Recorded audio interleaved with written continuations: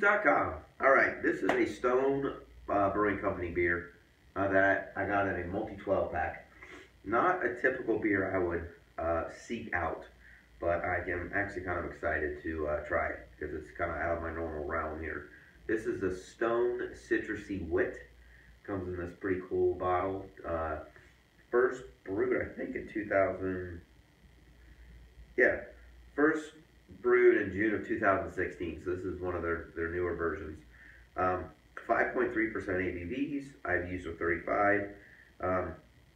Comes in 12 packs in the multi 12 package is how I got it. So it's got coriander, citrus, and lime. I'm gonna tell you more about that in a second.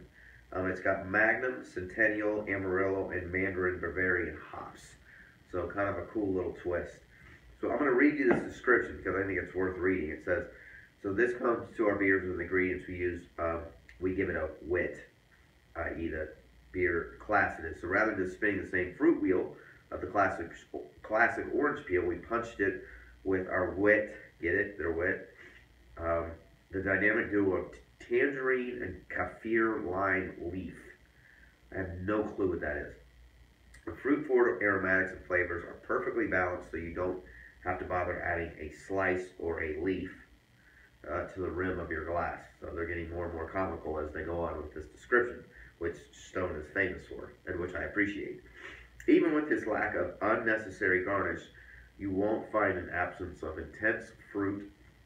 In fact, each dryly refreshing citrus sip of this coriander-spiced, tangerine-infused, Mandarin Bavaria-hopped creation will satisfy even the most hardcore fan. So they've got a phenomenal website. It has got all kinds of cool information, videos, etc. Stone is probably one of my top 3 breweries of all time currently. So let's get this thing to a glass, see what we got here. So these beers are typically pretty cloudy, not 100% filtered, which is what this one looks like. It's got kind of a orangish, yellowish color, very little head on it, a little bit of carbonation, but what I would deem as cloudy. There's nothing floating around in here, but you definitely have kind of a unfiltered, kind of grainy appearance. So this smells like lemon, wheat, what I would label as a German hop. So that's that Mandarin Bavarian hop. You can definitely smell in here. Magnum hops potentially as well. And kind of I wouldn't label it as a tangerine smell. It's more of like a cornucopia mix mash of different citrus fruits. It's not very pronounced, specific to tangerine, but it's like an orange, a lemon, a lime, a grapefruit, tangerine, kind of all mixed into one fruit. So, fruit smell. So cheers, let's get into the glass and see what we got here.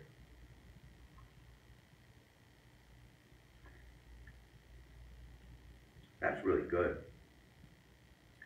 It is exactly what they describe. It's extremely citrusy. It's like again, it's not specific to one fruit, but it just kind of, it's very, it's juicy, it's sweet, it's fresh, it's like freshly squeezed oranges and tangerines, obviously a lot of lemon in there. The hops you can definitely taste on the back end. That's good. It's very refreshing. It's got a little bit of almost like a lemonade type consistency to it. Again, there's not a lot of carbonation, so there's not a lot of what I call effervescence in this type of beer. So it's easy to drink. It's not a lot of ABVs, so there's not a lot of alcohol content to kind of, give you any sort of burn. It's just a very smooth, very refreshing. You can definitely taste that it's unfiltered. You can definitely taste that there's a lot of kind of weedy characteristics behind it, but it's nowhere near something like a Blue Moon, which I personally don't enjoy at all. So, again, Stone Brewing Company nails what they do. It's citrusy, it's a little bit of that wit, not only in their description, but in the beer. with that kind of weedy background. You can definitely taste the hops in there, which is what they're most famous for, in my opinion. And I mean, it's very well done. This isn't a beer I would seek out, but I will say this. Normally with beers like this in a multi 12 pack, I almost, give them no thought. I might even just give them away before I try them. I would keep these around. I like these.